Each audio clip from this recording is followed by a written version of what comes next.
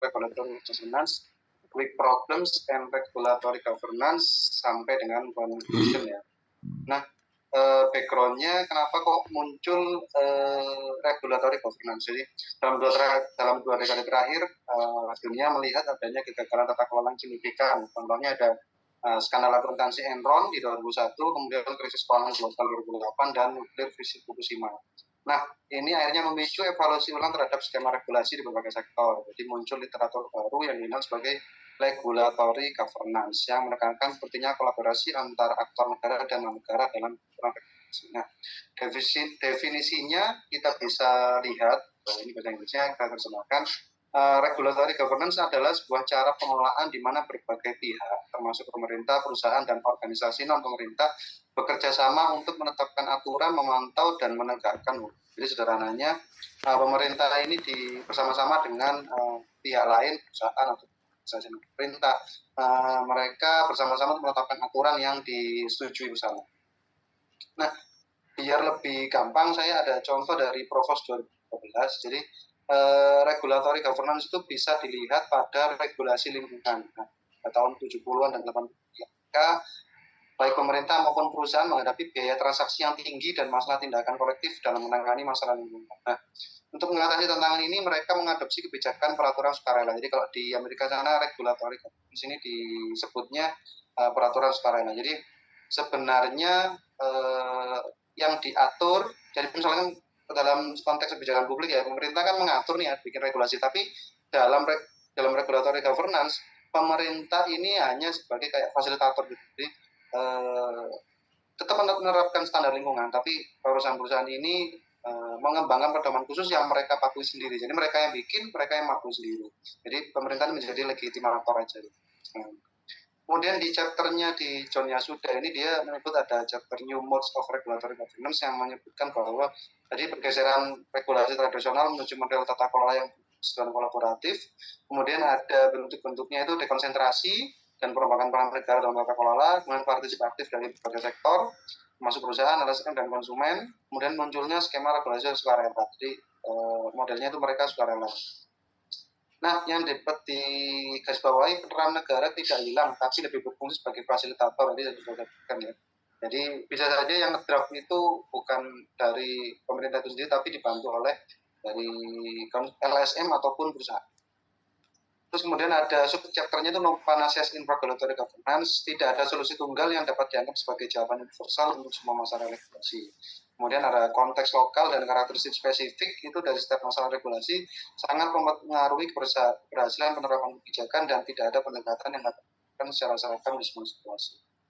Beberapa inisiatif regulasi swasta yang dianggap lebih baik daripada standar nasional terkadang malah menyebabkan tidak selarasan regulasi. Jadi kadang yang dianggap lebih baik di sektor swasta itu tidak mesti serta-merta sukses gitu jika diterapkan di sektor. Kemudian dia juga menyebutkan si Yasuda itu weak problems and regulatory governance. Jadi weak problems ini masalah yang rumit seperti perubahan iklim, keamanan pangan, kesehatan masyarakat yang melibatkan banyak stakeholder, interkoneksi antar berbagai isu dan ketidakpastian mengenai hasil dari kebijakan interaktif. Kemudian dia menyebutkan bahwa weak problem seringnya adalah gejala dari masalah lain. Jadi, setiap masalah regulasi bersifat unik. Hal ini menunjukkan bahwa pendekatan yang terlalu fokus pada satu aspek dari masalah tidak akan berhasil karena akar penyebab masalah tersebut seringkali terkait dengan tantangan besar lain. Seperti kelompok kami dulu membahas tentang stunting itu kan problems yang banyak simptomnya dari masalah lain. Kemudian solusi yang berhasil di satu konteks mungkin tidak efektif di konteks lain. Jadi bisa saja di satu case regulasi itu berhasil, di case yang lain regulasi yang sama tidak bisa berhasil. Itu tipikalnya dari weak problem. Kemudian ya sudah juga menyebutkan agenda for future research. Jadi utamanya adalah masalah regulasi kini melampaui batasan negara tunggal, melibatkan banyak kepentingan dan sifatnya dinamis. Fokusnya adalah menyelaraskan perbedaan di antara sistem regulasi yang berbeda. Tantangannya, pemerintahan global harus dirancang untuk menghindari konflik regulasi dan sejauh mana asosiasi regulasi swasta transnasional dapat template yang lebih baik dalam regulasi. Kemudian future research-nya dia menyarankan bahwa eksplorasi lebih dalam tentang bagaimana sistem pemerintahan yang beroperasi pada berbagai skala dapat saling berhubung dan berfungsi. Nah, kemudian di John Yasuda itu juga menyebutkan bahwa papernya ini implikasinya ini sangat signifikan, terutama terkait dengan masalah-masalah yang sifatnya weak atau kompleks seperti perubahan iklim, keamanan pangan, dan kesehatan. Jadi regulatory governance ini bisa dipakai. Kemudian pendekatan ini memungkinkan kolab yang lebih baik antara berbagai pihak.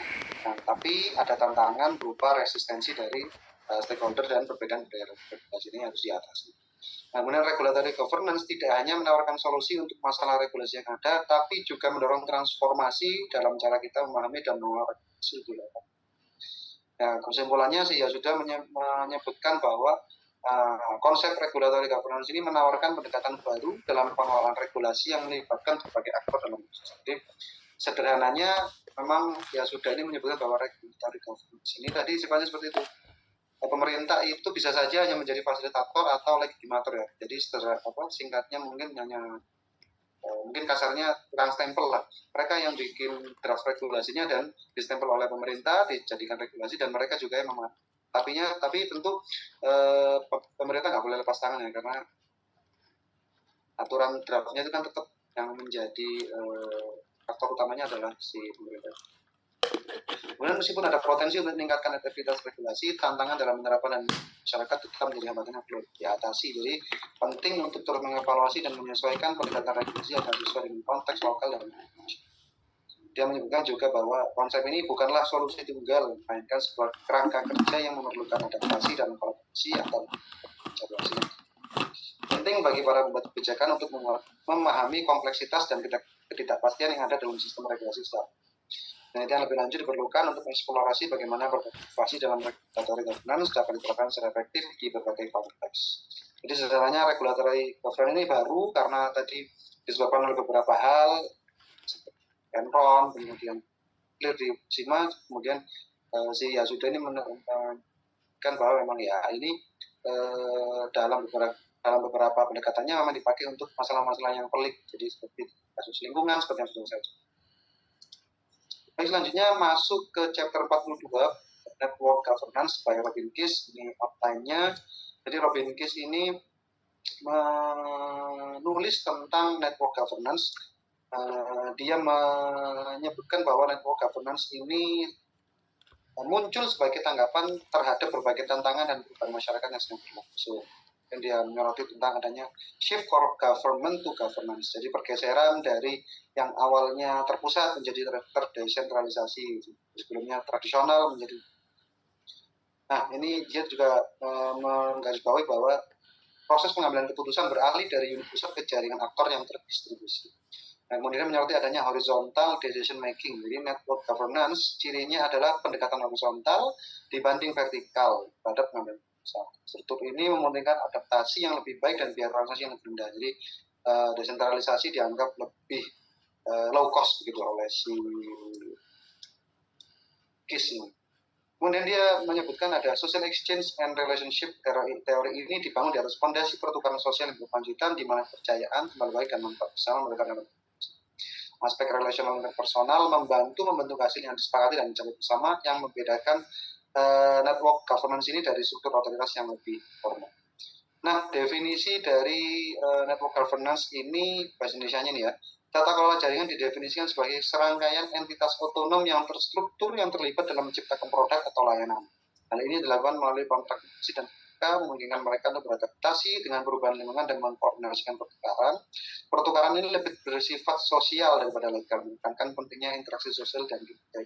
Jadi, dia penekanannya itu ada di interaksi sosial dan kinerja ekonomi.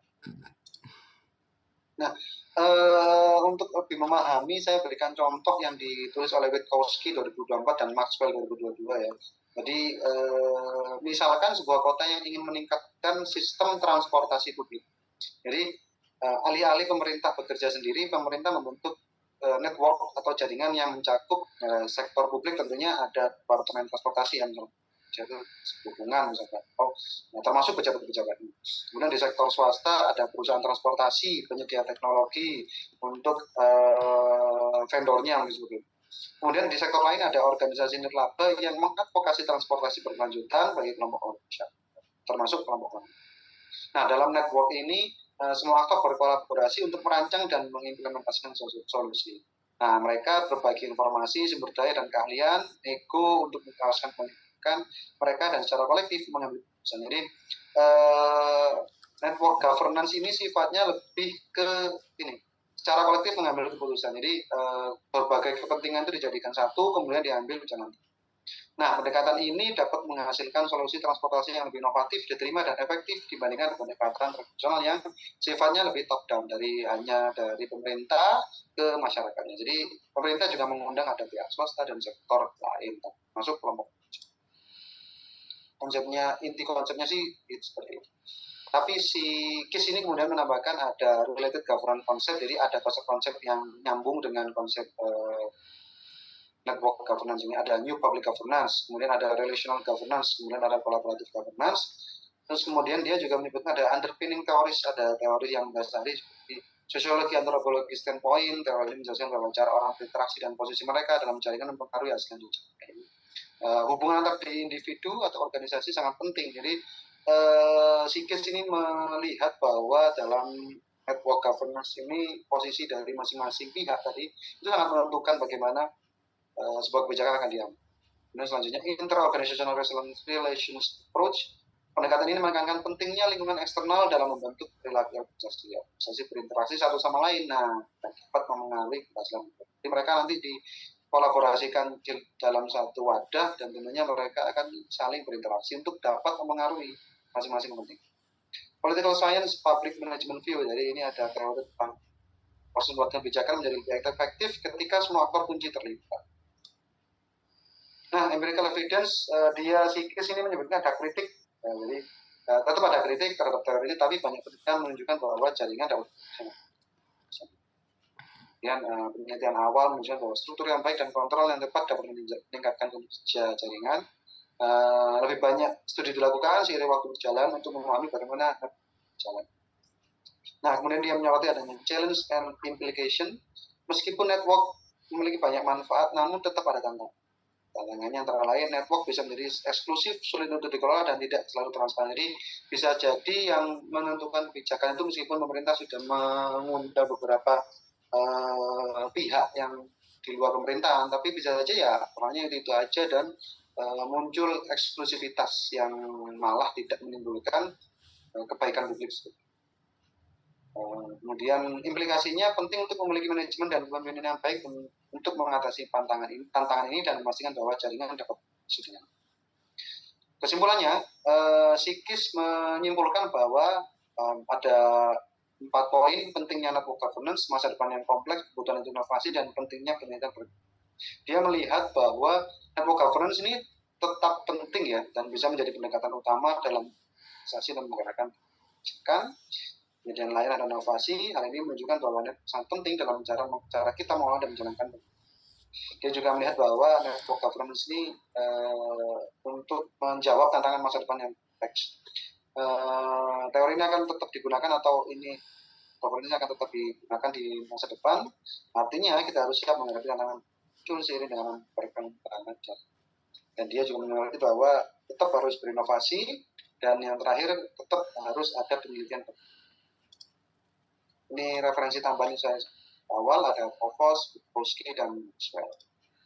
Nah, itu dari saya. Kurang lebihnya mohon maaf. Assalamualaikum warahmatullahi wabarakatuh. Saya kembalikan ke terima kasih.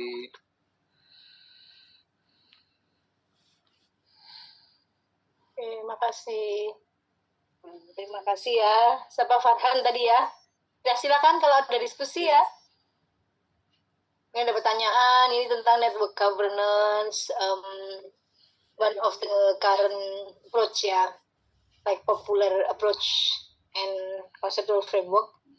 Dan juga tadi apa satunya? Bukan sampai lupa. Regulatory governance. Ya itu juga sangat bagus ya. Kita di Indonesia seringkali ada tantangan untuk inkonsistensi kebijakan, regulation ya, atau kebijakan yang tumpang tindih dan sebagainya. Ayo silakan, everyone. Dan kalau ada yang mau bertanya ya.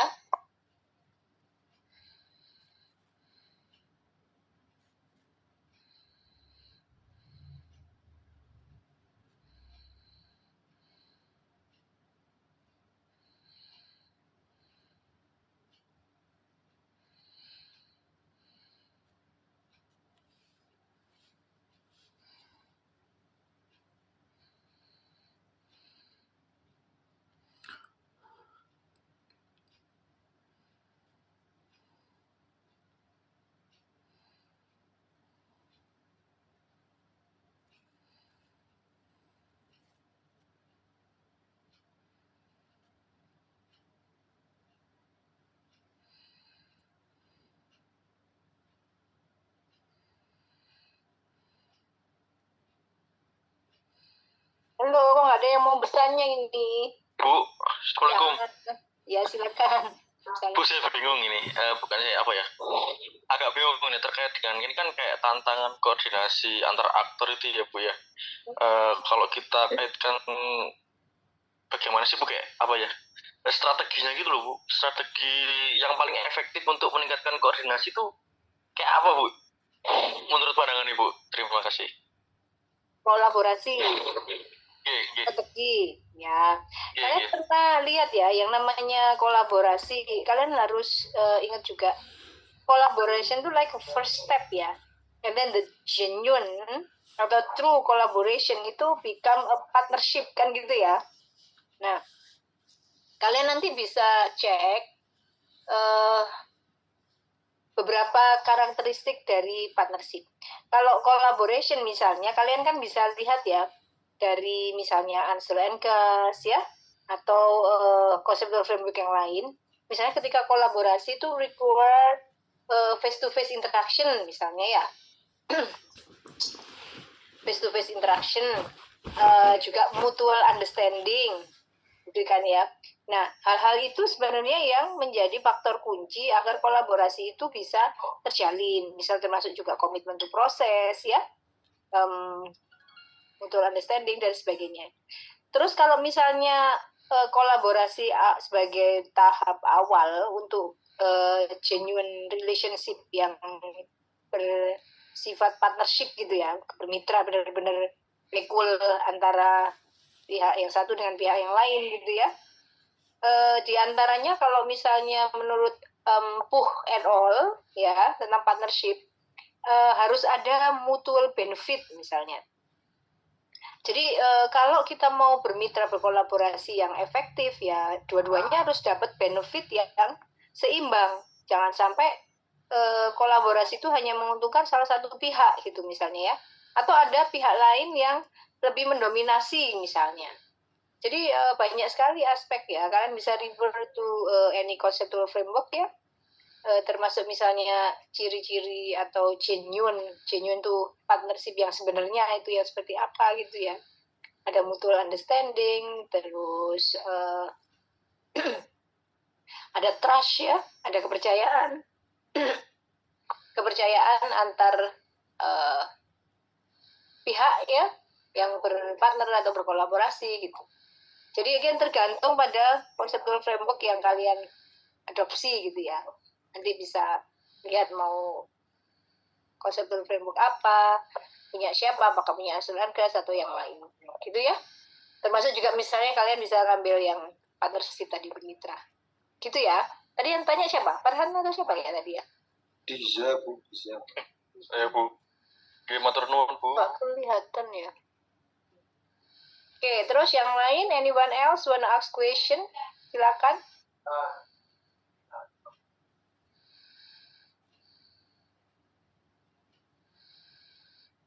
Ada lagi yang mau bertanya? Ini berarti sudah done ya, semua chapter itu sudah selesai ya? Oke, sekarang Bu Ika coba, ini kan dari semua yang itu coba I give you like 5 minutes to think ya. Kira-kira dari yang sudah kita pelajari, teori-teori apa lagi ya yang perlu kita bahas gitu ya. Then I will give you the teori, kita bahas the rest of the time ini ya. Jadi coba kalian nulis nanti di chat kira-kira teori apa yang ingin dan akan dibahas ya, perlu dibahas gitu ya. Silakan ya, give you 5 minutes to write down in the chat. Oke, silakan.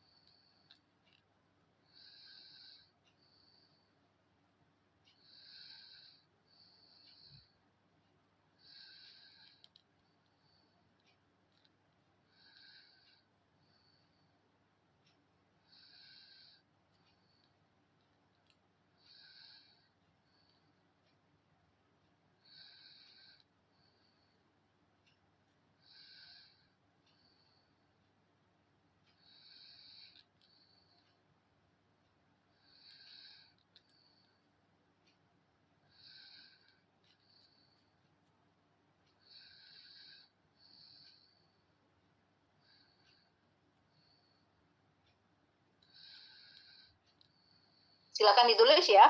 Jadi misal nih, we haven't discussed about dynamic governance misalnya ya. Agile governance, ya kan? Itu kan belum ada tuh di sini. Agile governance itu apa? Apa tadi satunya? Dynamic governance ya. Padahal dynamic governance itu menjadi tujuan dari reformasi birokrasi Indonesia di tahun 2025 gitu.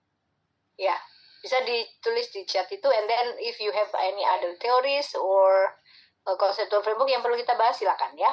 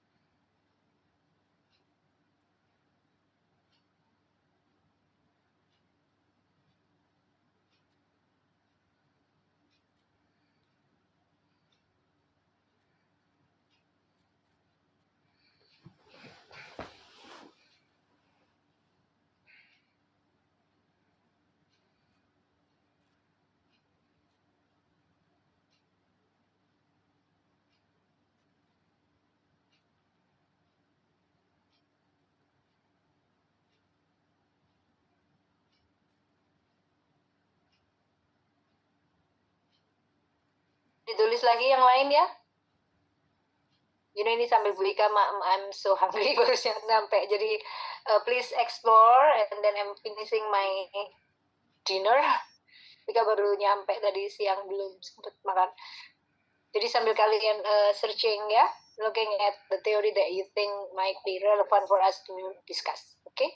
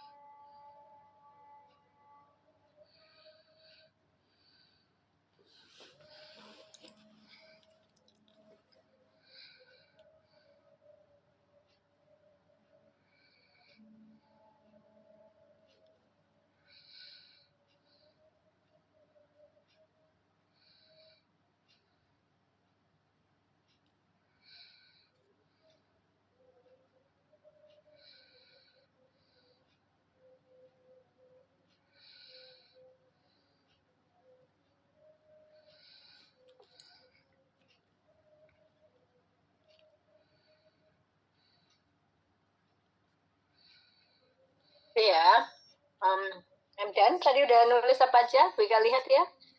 And by the way ini Isya ya. Ada yang mau sholat Isya duluan? Yang di Surabaya lagi Isya ini. Terus kita lanjut ya. Oke, jadi thank you. Ada yang menulis agile governance ya.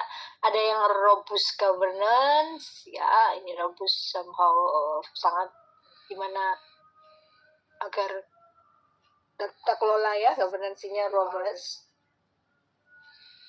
Terus ada lagi apa ini? Agile government, ya, agile governance. Alhamdulillah. Institutional void theory, critical public administration. I believe if we write down again and again akan banyak ya. Jadi kayak misalnya postmodernism theory, kemudian ada lagi critical theory ya, ada banyak. Nah, of course, kemudian ada yang namanya discourse theory ya, ada banyak sekali lagi.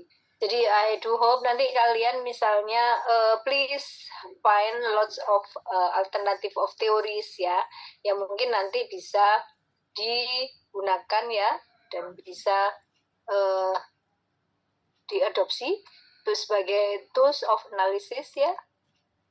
Analisis untuk case study yang kalian angkat gitu ya. Jadi don't limit yourself with only what we have learned in Handbook of Theory of Governance, tapi ada banyak teori. Nanti bisa bahas. Misalnya untuk dynamic governance kalian selalu bisa cek ke bukunya Chen ya 2006 tentang dynamic governance. Juga institutional void theory. Bu Ika tuh kadang suka playing with the conceptual framework ya. Institusional. Bu Ika mau tunjukkan kalian. I'm gonna. Bu Ika tuh buat 2 laptop, jadi enak.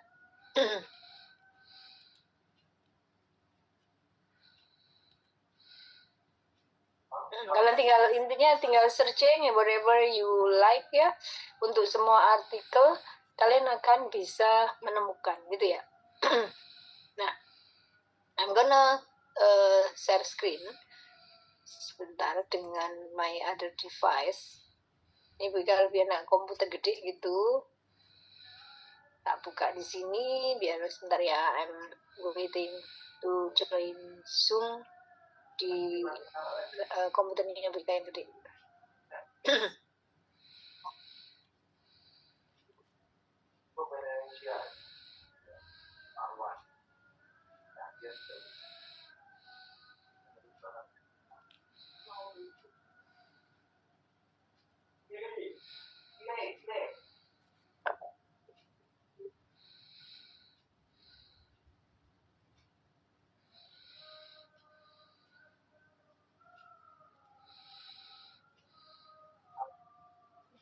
Dan ini menarik ya yang kalian ini ya. Terus bermacam-macam teori ya, selain teori-teori yang sudah disebut, kadang kita juga bisa melihat teori-teori yang kita adopsi untuk reformasi administrasi publik ya, di mana banyak sekali conceptual framework, teori, dan kerangka konseptual yang bisa kita gunakan ya. Now I'm gonna Alice ya. Kita mau join Zoom dulu sebentar. And then I have to, ini nggak boleh ada voice biar nggak menggema.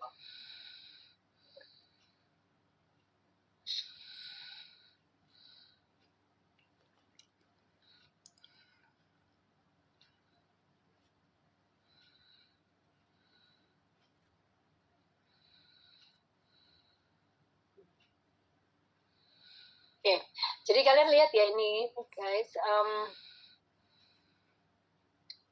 Misalnya beberapa yang Bu Ika lihat ya, kayak misalnya Bu Ika akan share screen.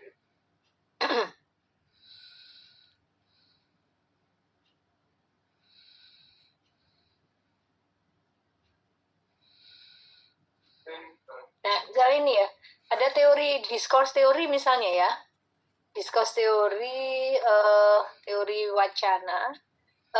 Ini kayak teori wacana, discourse teori, and then postmodernism teori, institutional teori ya, itu nanti institutional void teori kita fokuskan pada bagaimana kekosongan institusi itu kadang bisa terjadi and bisa menjelaskan fenomena yang terjadi di lapangan ya, atau in the real world gitu ya, nanti bisa kita bahas.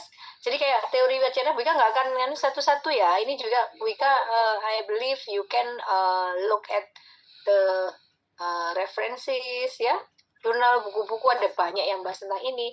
Tapi ini itu salah satu teori yang bagus ya. Jadi gimana ada positivisme empiris ya, kemudian konstruktivisme dan juga pandangan kritis itu menjadi foundation dari discourse teori dan sebagainya ya. Ini ada banyak, tapi Wika nggak mau menunjukkan semua ya. Karena ini ada, kalian bisa baca di buku Public Administration Teori Primer ya. Public Administration Teori Primer. Jadi nanti dilihat apa aja teori-teori yang ada, kemudian of course kalian baca, highlight, terus kalian bisa juga searching online ya, conceptual framework-nya. Jadi misalnya tadi Bu Ika akan tunjukkan kalian misalnya yang bahas tentang what is it called, institutional void theory ya. Bentar, Wika carikan.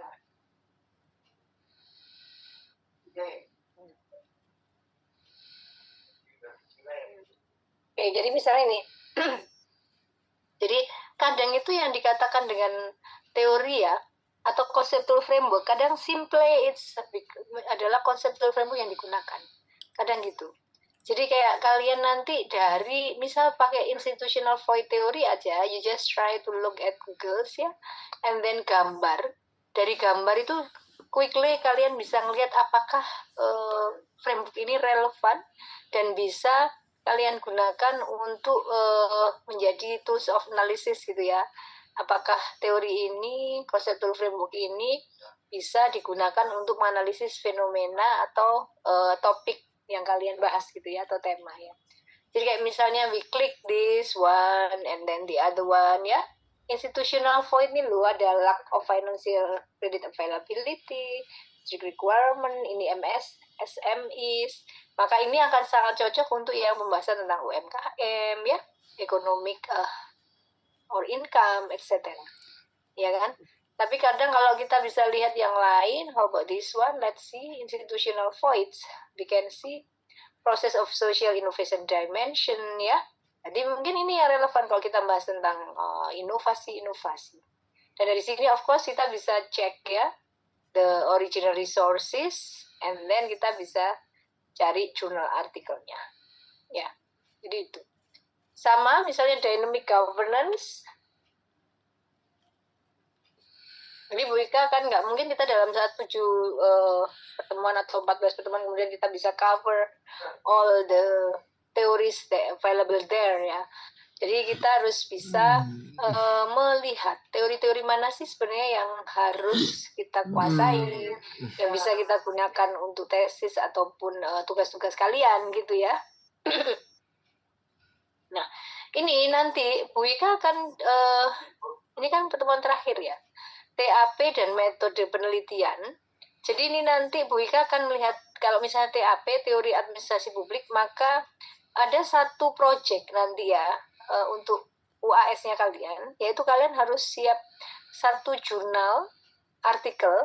Jurnal artikel ini harus siap sampai publish, harus berkualitas, dan nanti penilaian bisa jadi 2 untuk mata kuliah TAP dan mata kuliah Medpen. Gitu ya. Jadi nanti misalnya metode penelitian kalian harus kuat metode penelitiannya sampai dia jadi report, sampai menjadi draft jurnal artikel gitu ya. I believe this is a mandate ya, dan juga request actually oleh Bu Kaprodi yang menyatakan ada banyak mahasiswa yang kadang kesulitan untuk submit, publish ya, sehingga lulusnya molor. Nah, sebenarnya tugas UAS ini akan membantu kalian untuk bisa achieve dan lulus cepat gitu ya. Jadi nanti, dan ini jadi 2 mata kuliah, jadi nanti akan kita lihat bagaimana teorinya, how advanced are you using theoretical framework yang available banyak ini di dunia maya ya, di semua. And then how you can incorporate these theories into your topic ya, your article, sampai dari mulai pemilihan topik ya, terus how you can identify state of the art or the gap left by previous researcher, kayak gitu ya. Jadi dari situ nanti kan kalian berarti bisa melihat bagaimana teori administrasi publik itu develop ya, digunakan dan sebagainya. Jadi dari satu artikel yang harus sangat komprehensif, nggak boleh ada ChatGPT, nanti akan Wika cek, nggak boleh ada Turnitin yang plagiarisme yang lebih dari 25% gitu ya.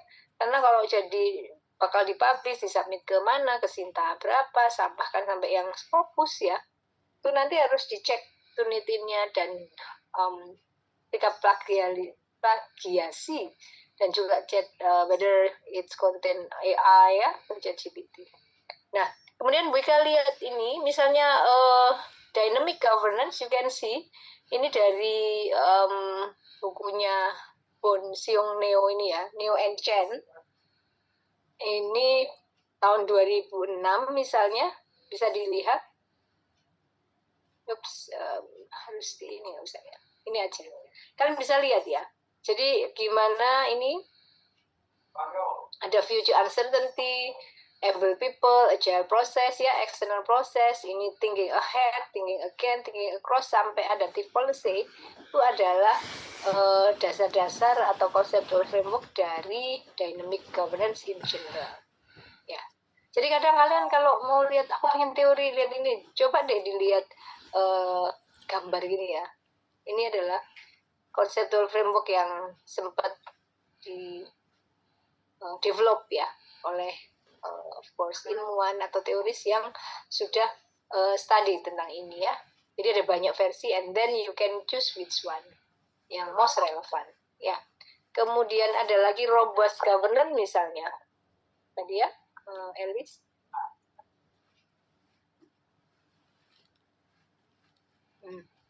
Establishing a robust governance framework, you can see ini ya, clearly defined roles and responsibility, compliance with regulatory requirement.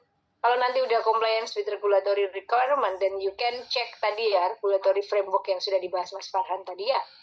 And then transparent reporting, robust risk management practices. Ini ada risk management, independent oversight ya. Ini semua, atau mana yang lebih cocok? Apakah ini? Kita lihat ya. Ini hampir sama, but just the way there ini ya. Ada implement standardized process, implement change. Dan kalian jangan lupa ya, ini tuh yang sudah given. Ini itu adalah, bentar, it's too loud, aku tak nutupin tuh.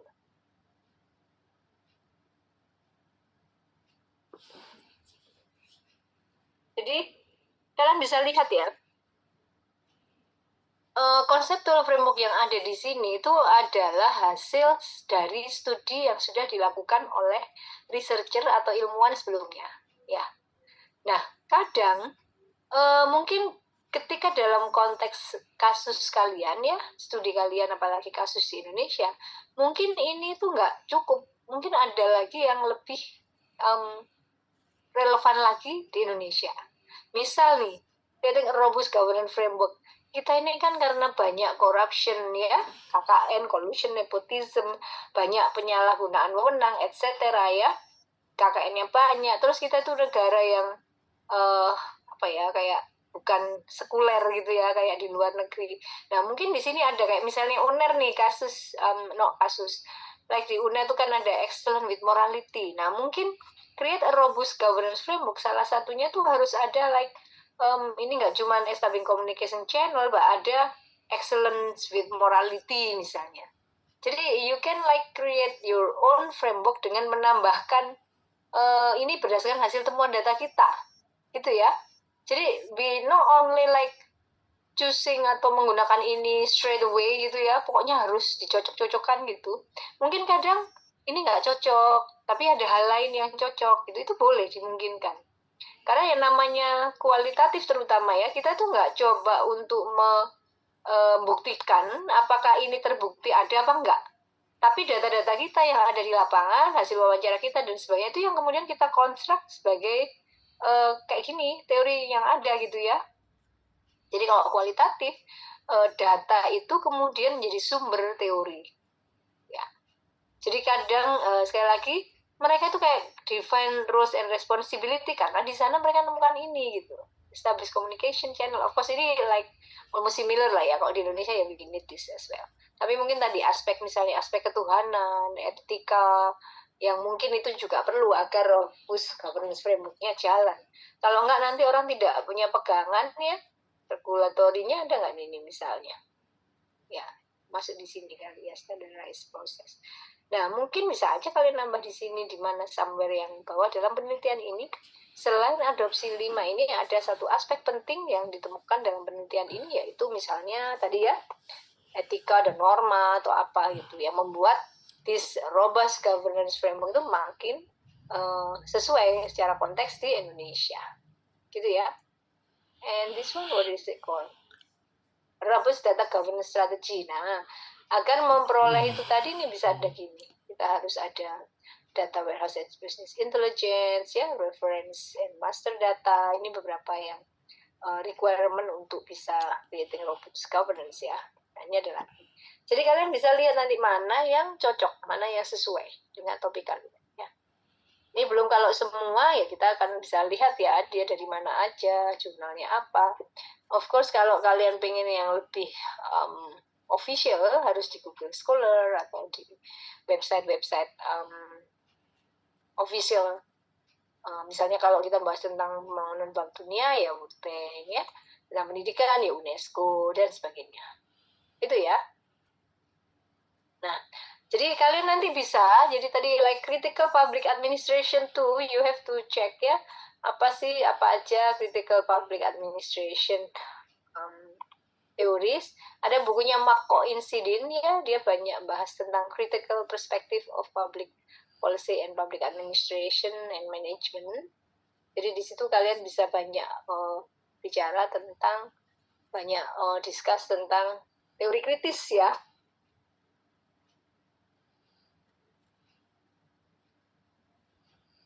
Oke, jadi kayak misalnya ada, nah, teori kritis itu kan kayak kita ada yang dari Habermas misalnya ya, terus ada Harmon and Meyer ya, nanti coba dilihat lagi. Terus misalnya dari Den Hart ya, 1993 dia juga bahas tentang teori kritis misalnya dalam organisasi publik ya, yang secara teknis membahas tentang bagaimana dominasi birokrasi dan pembenaran ideologis ya, itu kemudian mengalami keterbatasan gitu ya. Jadi nanti coba search all this critical teori kritis yang ada yang dibahas ya, termasuk Mark Incident. Nah, terus Bu Ika akan kenalkan juga kalian ke ini. Bu Ika akan share screen lagi. Where is my PPT? Let me open my PPT first. Where is it?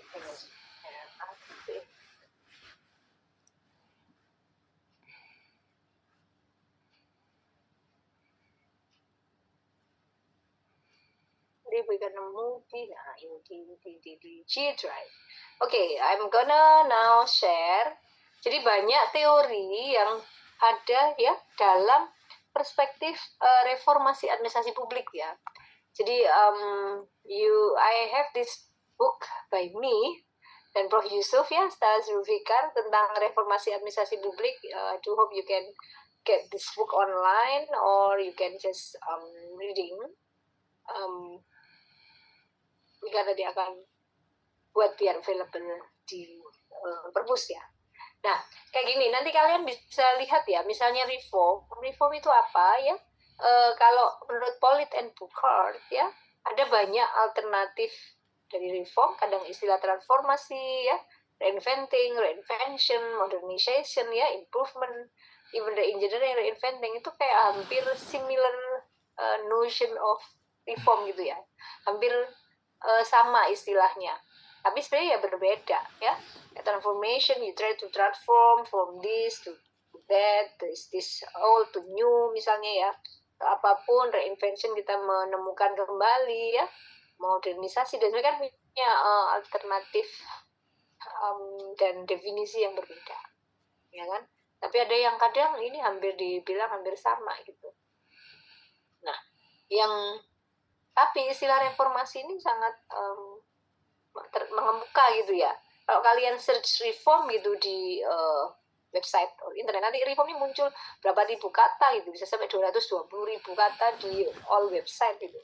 Kayak semua orang talking about this reform ya, and the reform is becoming a priority agenda for development and public policy and public management in general. And then nah, the most effective development strategies ya. Kemudian notion of reform itu apa? Ada yang bilang dia itu significant beneficial change. Jadi kalau misalnya reformasi itu ada efek ya, atau impact yang lebih besar terhadap suatu organisasi. Jadi kayak misalnya cuma ganti menteri, ganti wamen, itu ya bukan reformasi. Tapi begitu kita semua significant beneficial change ya, ada significant beneficial, manfaatnya banyak, terus perubahannya juga signifikan gitu. Jadi misalnya totally semua ganti menteri, itu bisa disebut reform karena udah kayak banyak ya, masif gitu. Terus biasanya at the most basic level itu reform itu ada adaptasi atau fine tuning of accepted practices ya. Jadi kayak kita waktu era reformasi birokrasi, kedengeran ya, kayak agak slow ya internetnya. Jadi kayak ingat waktu reformasi 1998 ya, kan waktu itu kita adaptasi ke lebih demokratisasi gitu ya, dan juga desentralisasi. Beda dengan ketika zaman Pak Harto yang tend to be more centralistic gitu kan ya. Jadi ada adaptasi terhadap accepted practices. Accepted practices misalnya yang ketika kita reformasi itu dia diseneng ke yang demokratisasi gitu-gitu ya, bahkan dan juga desentralisasi. Ada adoption of teknik ya, kemudian concept with the set of ideas ya.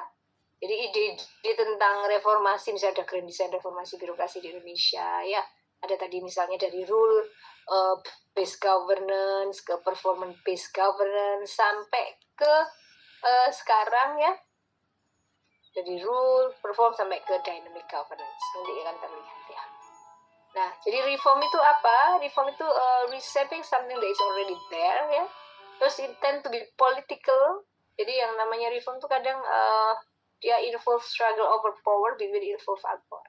Jadi kayak zaman Pak Harto, zaman reformasi era di Indonesia, waktu itu Pak Harto kehilangan powernya ya, kekuasaannya diganti oleh mass desentralisasi di mana-mana gitu ya.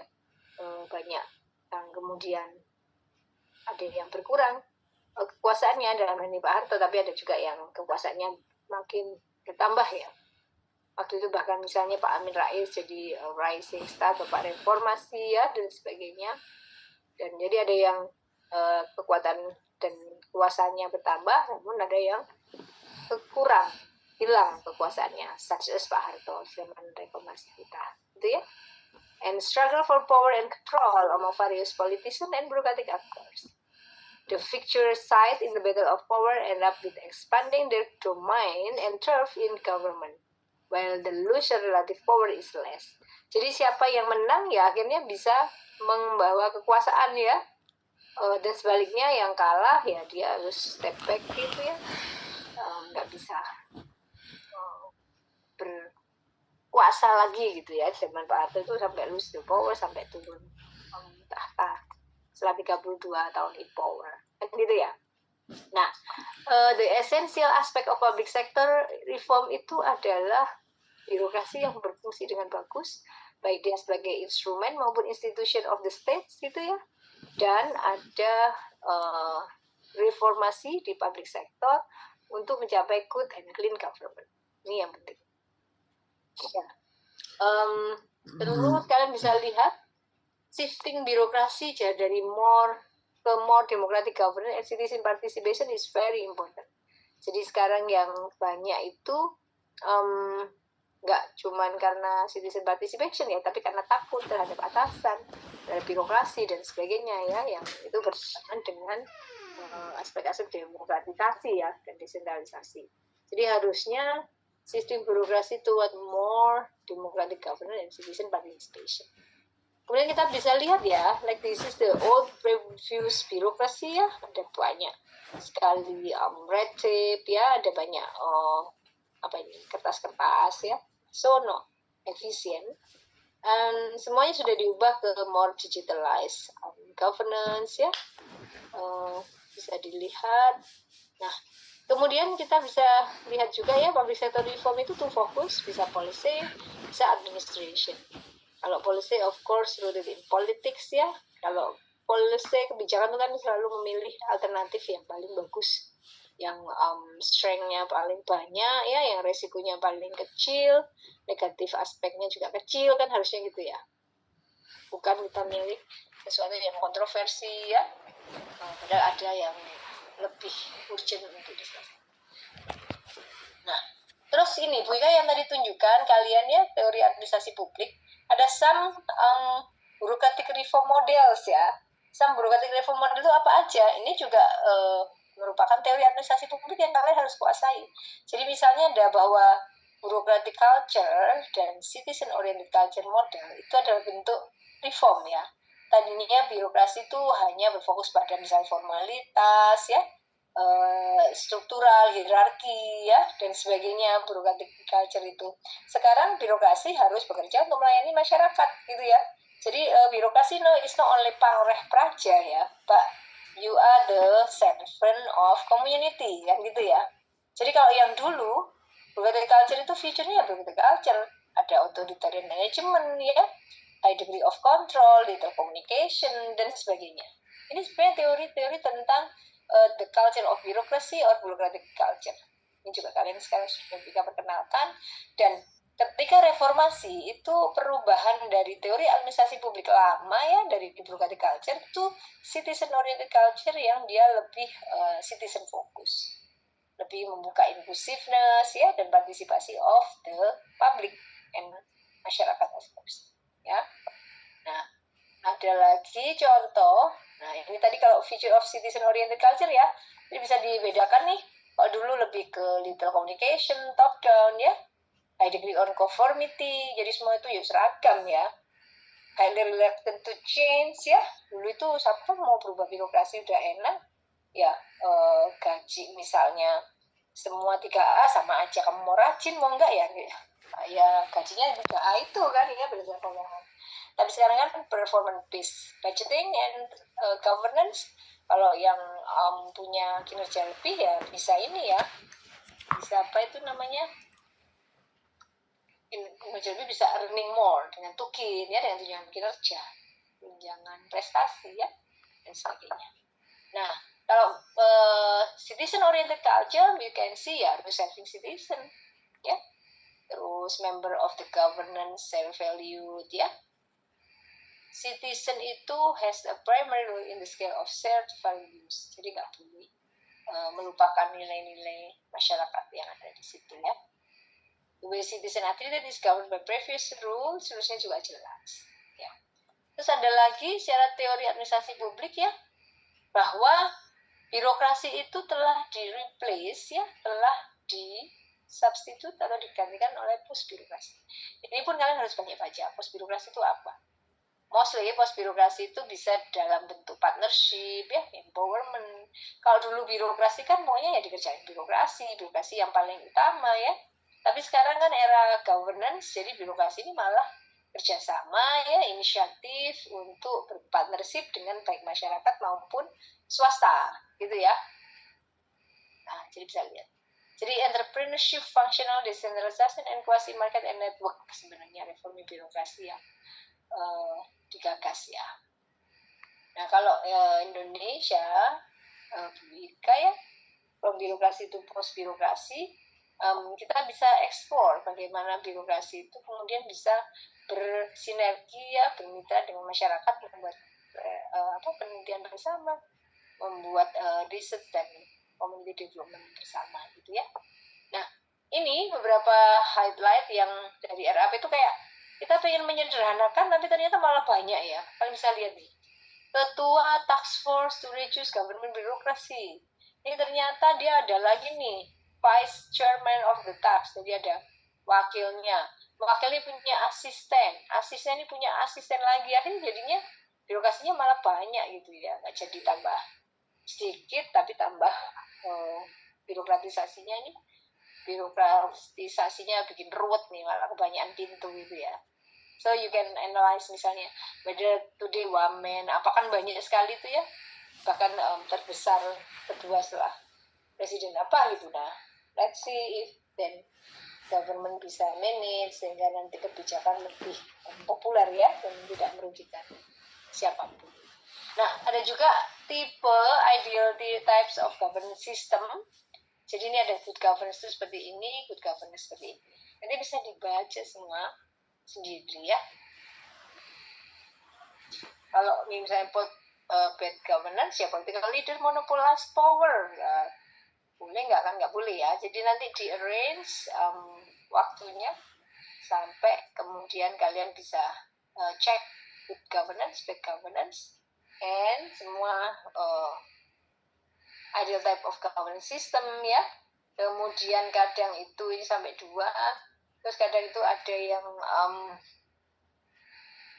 available there in the journal etc. ya.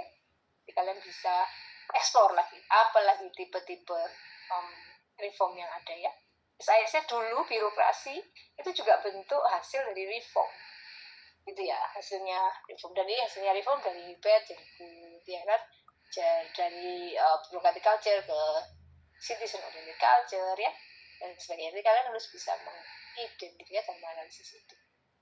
Nah, ini reformasi birokrasi I often say just now, it's 1997 during Asian financial crisis ya, dan dilihat bahwa fokus redesigning the political architecture so that to facilitate the public participation in political process. Ini argumennya Buika ya. Nah, ini ketika reformasi waktu itu sampai naik-naik sini ya. Tapi alhamdulillah berhasil ya. Chronicle an important event on the 1998 when Buika turun lapangan untuk skripsinya Buika ini. Kemudian bisa dilihat ya legal frameworknya. Ini masih lama, 2025 bisa dicari mana yang baru gitu ya. Terus bisa dilihat tadi rule based birokrasi ya, ke performance based birokrasi sampai ke dynamic governance, clean, kompeten, public service oriented. Ya, ini sudah mulai kalian draft ya. Gimana sih sebenarnya clean, kompeten, public service oriented itu seperti apa? Ya, apakah harus reform ya, pendidikannya tinggi atau apa ya. Of course ASN berakhlak kalau kita ya di Indonesia. Nah, terus changing area in the bureaucratic reform ini ya, change management, monitoring, accountability. Ingat sekarang tuh nggak cuma satu gini, tapi dia separuh gitu ya, karena too expensive to ini ya. Jadi kayak public service, chief management itu cuma separuh bagian dalam internal birokrasi aja yang diadres dalam reformasi. Tapi kalau ingin full cover bahwa reformasi itu berdampak dan berimpact ke masyarakat, maka ya jangan cuma tadi ya Buika bilang separuh hanya di birokratik internal birokrasi aja gitu ya. Tapi gimana birokratik reform itu juga bermanfaat bagi masyarakat sekitar. Karena itu sekarang diintroduce tematik reformasi birokrasi tematik ya. Tematik ini misalnya pengentasan kemiskinan ya, pemajuan investasi dan sebagainya ya. Jadi diharapkan ketika di Grand Design pertama sampai 2024 birokrasi itu sudah berubah seperti ini secara internal, tahun depan sudah bagus secara eksternal, sudah siap gitu ya. Kalau nanti bisa ada guru atau ada kondisi di mana mereka tidak siap, ya harus kita siapkan ya, sampai kemudian bisa bermanfaat. Ya, jadi the new challenge of today reform and public management adalah bagaimana semua kinerja itu bisa berdampak ke masyarakat. Gitu ya. Termasuk UNER nih. UNER nih world class. UNER nih yang kedua di Indonesia ini sekarang ya, and the most improved university misalnya sekarang. Ya kan? Tapi terus apa dampak UNER untuk dunia apa? Ya, kita ada banyak UNER menulis, jadi mengundang penulis-penulis dari luar yang mau reworking their tesis, itu pun bisa ya. Nah, kemudian ini beberapa broadcasting reform, mulai dari public service, performance improvement, good governance, again public budget reform, ini semua kalian harus bisa searching di teori administrasi publik ya. Kalian mau, aku mau improve performance improvement deh gitu, aku mau membahas KPI, key performance indicator, especially about organizational regulation or apa gitu ya, silakan di modify ya. Nah, kemudian public budget reform ini juga ada banyak lawyer, tujuan yang terbaru, of course kalian harus cari di sini yang tadi ya, sampai update. Nah, ini kayak public service reform ya, mulai dari ministerial decree nomor 23/2017 ya, tentang civil service requirement, tentang ombudsman ya, tentang pelayanan publik dan sebagainya. Ini sudah menunjukkan bagaimana Indonesia telah develop gitu ya. Indonesia telah berreform. And this one initiative lapor ya, improving public service through national complaint handling system. Karena ada lapor Mas Wapres ya, ada sekarang. Nah, itu di situ bisa dilihat bagaimana mekanisme whistleblowing system itu juga ada ya. Kemudian feedback ya, complaint management etc. juga sudah ada ya, mobile apps, juga record juga ada. Nah, ini semua bentuk-bentuk reformasi yang dilakukan di Indonesia. And again, ini semua teori administrasi publik are always there, teori public policy juga always there ya, and relevant, dan kalian harus bisa catch up with all this theory, khususnya nanti yang relevan dengan studi kalian gitu ya. Ini nanti kita pertama untuk UAS, TAP, dan MEPEN ya, jadi bisa konsul, bisa kita ada sesi gitu biar kalian jelas ya. Oke, itu dari Bu Ika. Terima kasih everyone. If you wanna ask question, silakan. Ada pertanyaan atau anything that we have to discuss, silakan raise your hand or raise your voice. Ya, yuk. Bu Ika mohon izin. Ya. Sangat menarik sekali Bu, apalagi terkait dengan bukunya Bu Ika terkait reformasi birokrasi di era VUCA ya Bu, kalau tidak salah. Ya. Nah Bu, bagaimana Bu sebenarnya keterkaitan antara reformasi birokrasi dan diskresi di lingkup birokrat itu Bu? Saya ingat ada case di era COVID kemarin, dulu tuh ada banyak perbincangan di publik itu bahwa banyak yang menyoroti birokrasi itu masif, sehingga itu seringkali merugikan masyarakat. Lalu kalau tidak salah ada penelitian Petrus misalnya Bu kemarin itu yang membahas birokrasi di Dispenduk Capil Surabaya yang diharapkan mampu menangani lambannya pelayanan administrasi, namun juga menghadapi banyak tantangan hukum. Nah, pertanyaan saya itu apakah reformasi birokrasi itu mendukung adanya diskresi untuk para birokrat, dan bagaimana kemudian menangani ketakutan adanya penyalahgunaan wewenang dalam hal ini Bu Ika? Mungkin itu Bu Ika. Very good ya. Oke, jadi nanti kalian bisa searching ya what is discretion ya. Dan kalau nyari jangan hanya di umum ya, tapi misalnya Google Scholar gitu ya, sehingga kalian bisa dapat definisi yang tepat ya, definisi yang akademik ya, dan general gitu.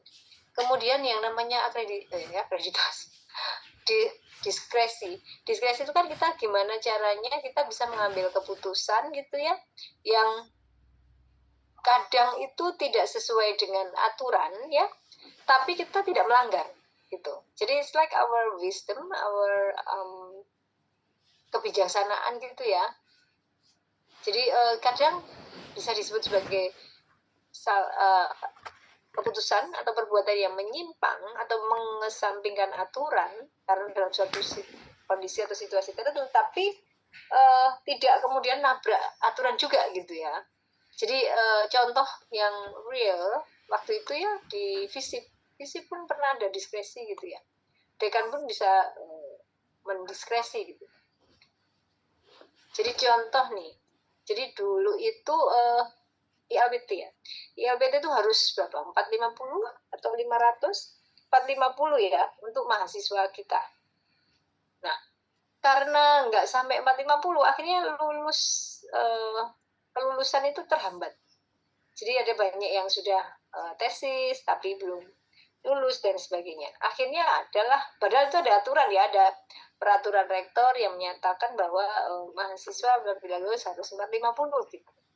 Nah, tapi kemudian ada diskresi nih, bahwa mereka yang sudah mengambil tes di LPT gitu ya, sudah sampai misalnya 10 kali gitu, maka diperkenankan untuk alternatif dari LPT, yaitu membuat essay. Zaman dulu ada kayak gitu ya, dulu kayak di UNER ya.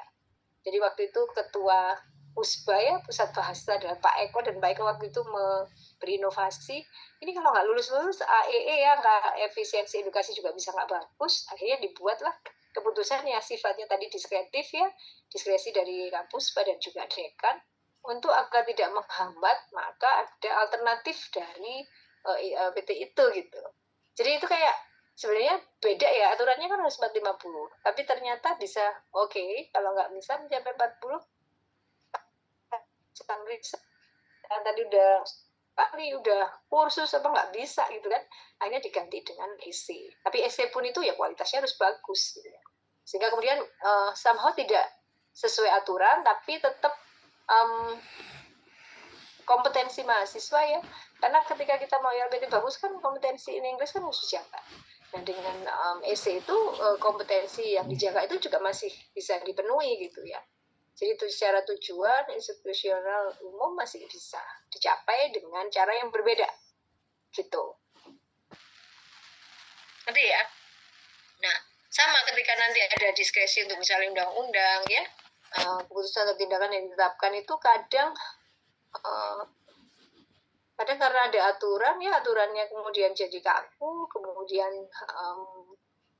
penyelenggara pemerintahan itu harus ada pilihan ya, atau berinovasi agar kemudian tidak stagnan, agar tidak kemudian kaku gitu ya.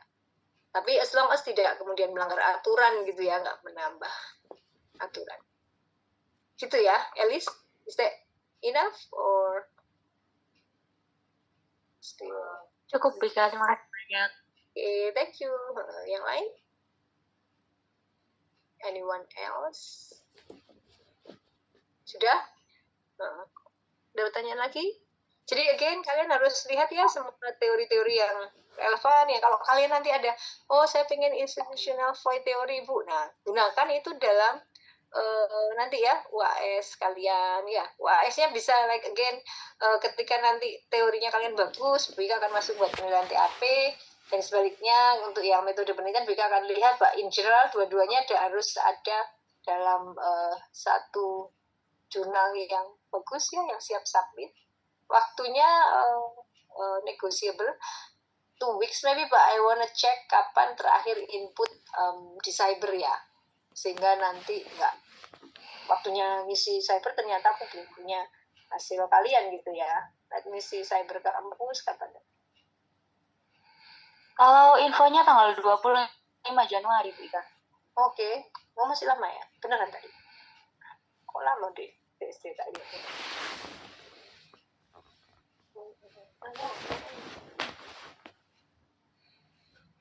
25 Januari ya.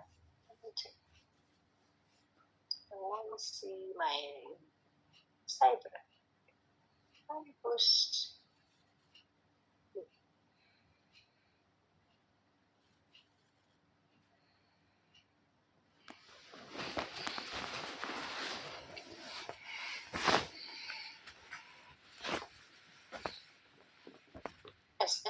UNER 48.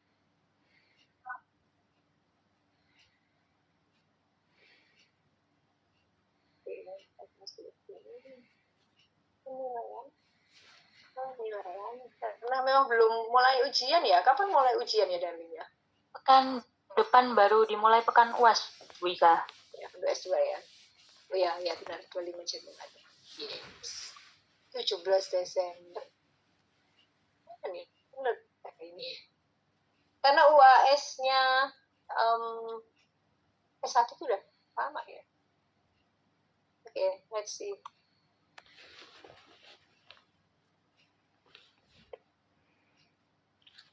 Oke ya, ini saya tanggal 27 untuk artikel jurnal dan ininya bisa kasih waktu untuk 2 minggu ya. So Jumat depannya lagi ya.